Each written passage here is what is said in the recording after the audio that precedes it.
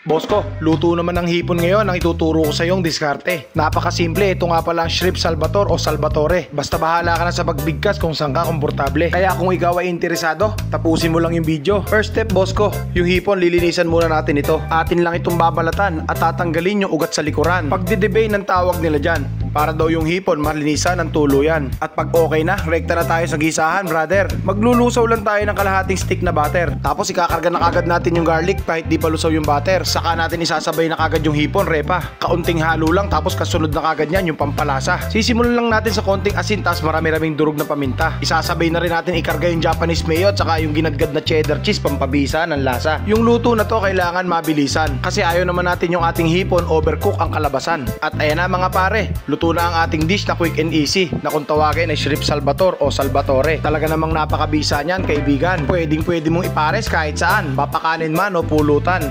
At pass muna tayo sa inuman. Mainit na kanin muna ang ating babanatan. Atin muna itong titikman mga brother. Para mas mabisa, isasawsaw natin sa kanyang butter. At kung umabot ka sa puntong ito, itag mo na yung tropa mo na mahilig sa hipon bro. Saka mo ipaluto ito. At maraming salamat nga pala boss ko. Kung ikaw ay natuto, pakipollow naman ako at pakishare yung video. Bye.